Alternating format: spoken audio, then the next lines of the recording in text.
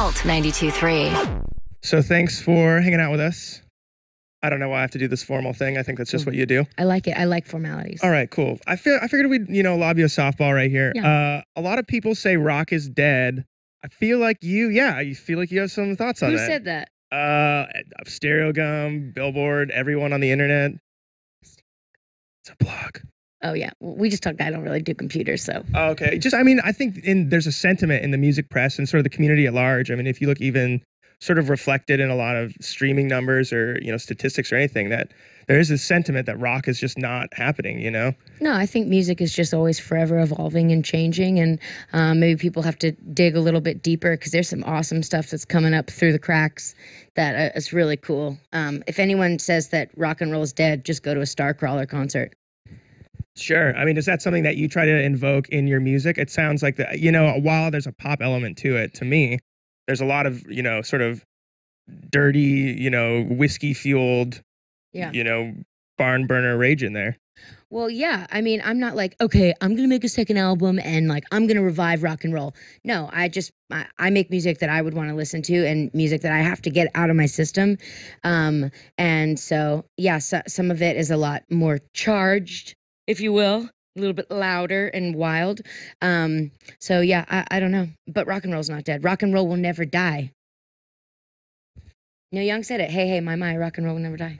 So, Neil Young also made a Toblerone-shaped streaming player. What does that mean? It's literally, do you know Toblerone, like the candy bar? Yeah, it's literally, he made like an iPod, but it's shaped like a Toblerone. And so it failed. You can't touch genius. All right. Speaking of genius, I heard the new song, Shame. It is amazing. I really love it. But I'm curious, interesting sort of pairing with you and Tim. I grew up listening to Sugar Cult, and that seems like how did that all come together? Well, I asked the label to give me some space, and I said I want to make this record myself, and I want to make it with the boys, and just give me a chance, and if it doesn't work, I'll work with whoever you want. And they really gave me a shot, and I made the core, the core like record, and then I was like, okay, all right, now I'm open, like who you got, like who do you want me to work with?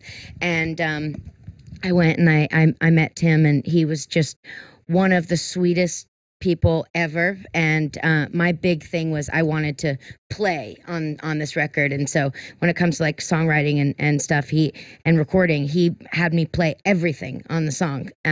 So that was really, really exciting. And yeah, I got lucky with him.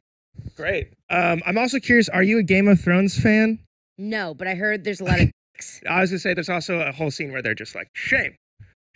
Really? And should that be the music video? I think it should be. Okay, You could cool. certainly a viral Sick. opportunity Yeah, okay. there. Tight. I like Now that. you have the phone. But no, I'd love to hear a little bit more about the story behind the song, if you will, or where it came from and how it came together for you.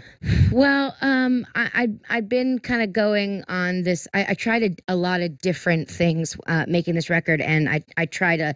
I don't know if you can call them exercises, but I tried to make music differently. And so I was really big on like kind of just making up lyrics on the spot, like stream of consciousness kind of thing. And you'd be surprised what comes out when you're just making lyrics up. And so that was like kind of a fun thing. And when we had met and started, this process, I was coming off of a very confident place. And so I like music that is like, I write from like kind of a male, I don't want to say asshole perspective, but just like a very masculine, like I'm cool, I'm bad, and you want to hang out and party with me, and that's kind of been a theme in people who listen to my music, and I don't know. So I wrote a rowdy song of being bad, and you can't help but want to join the party. Fair enough.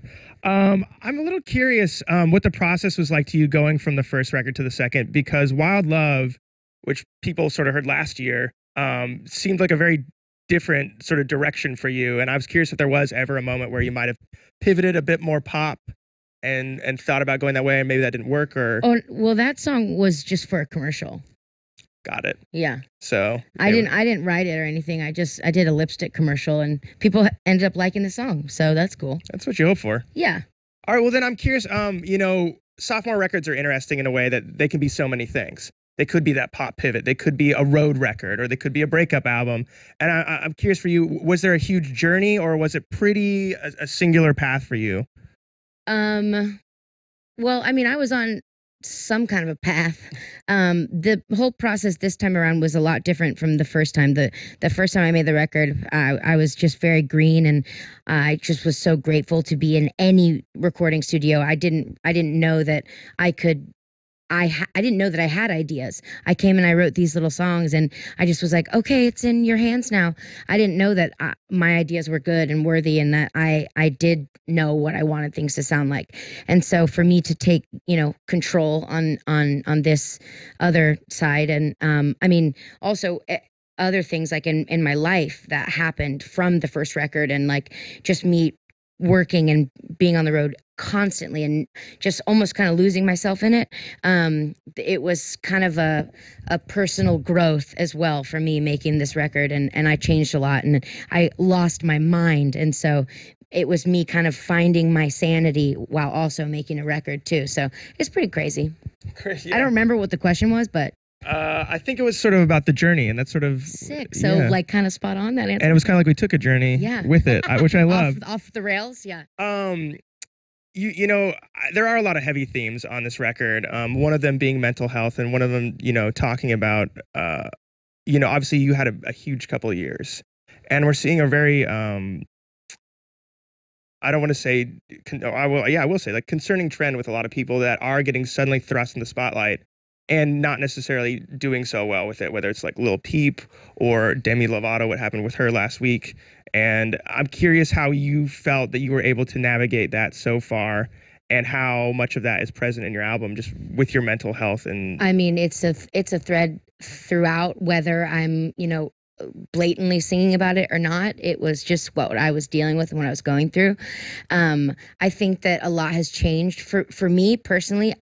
Last year when I was going through, my struggle, I didn't have anybody. And so I started, I think I was probably crying, screaming out for help. And I just started talking about it like online, which is so weird, but I'm grateful for it because I got it out. I talked about it, and I got a lot of what I didn't expect was a lot of support and a lot of people like reaching out. And so I think that even though it's uncomfortable, the more people talk about it, I think it does help other people, Absolutely. And I mean, people talking to me about their stories made me feel less alone. And so I don't know, I think it needs to be talked about much, much more. And for people who are going through things, and that it's a weird thing, because if you get success, you're not supposed to talk about any of the bad things that come along with it, because it's like, screw you, man, you sound like an asshole. And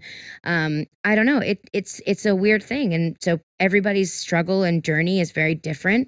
So I don't know, I think people are saying that you're not supposed to like air your dirty laundry, but just be yourself and talk about things and ask what you want for in life. Otherwise, you don't get what you don't ask for. So that was gonna be my question, actually, sort of as a follow-up, is like, are you ever worried about sharing too much, whether it's on social media or whether it's on the album? I mean, I read the PR, and I was like, this is very revealing of your personal life. Yeah, I think it's not like it's a comfortable thing, but at the same time, this wasn't just like I'm writing music with my friends.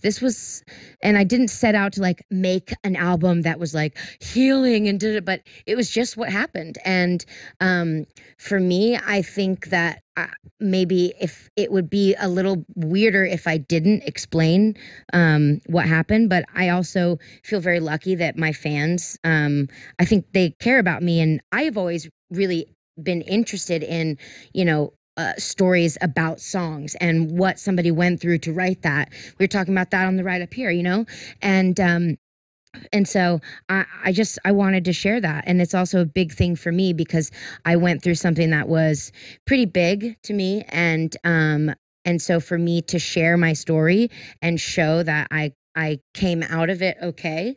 And like the album is just kind of like the diary of the whole process of losing my mind and trying to find myself again and coming out and like finding like self-love while being a little bit rock and roll as well. It's not really a soft record. But I don't know. I think it's cool, and I can only say that this is me. This is what happened. This was the record I make, and I mean, just be open to listening to it. That's all I can say. Let's talk about, you just moved to LA. I feel like I just moved to Brooklyn. I know, we swapped. Everyone's moving to LA. What's the deal there? Is it did I miss something? It's dry heat. So in New York, you have to like move through the thickness of the humidity, and I was like, screw this. No, I don't know. I needed a change. I went through a divorce, and I said I'm never going back into our apartment, and I never did. I never went back, and I just was like, I'm going to LA because my problems won't follow me there. So yeah, I'm doing really good. I'm doing great for myself. Yeah. Great. I mean, you sense that's a trend though, right? I feel like everyone, like a lot of musicians especially. I think it just happens that way, you know? I don't know. I can't speak for anybody else. Sure, fair enough. How's LA's the best. I was gonna say, how's LA treating you? It's really great. I really, really like it. I just bought a house, so I'm like doing like grown-up stuff, and I garden. Did you feel like moving to the West Coast informed the sound of the record at all, or was that even? Well, I made most of the record in Texas, but I don't know. I think my biggest problem is that wherever I go, I am. So I don't know if it was so much California, but definitely a change of scenery. Yeah, I mean, we wrote a lot of it in California, and so yeah, I don't know. Neither do I. I don't know anything. Great. Last question. I would just love to hear about, obviously we haven't heard the whole record yet. But are there certain songs on there that are really stand out and special to you? Things that fans should really like look forward to and be like, ooh, this is one I'm gonna maybe even skip to the bottom and be like, ooh. Well, I mean, I would hope that people listen from start to finish, because it really does tell a story. The last song on the record, I just hope that people listen with an open heart to the last song on the record, because everything that I went through, I kind of like was like, but you still can't get me.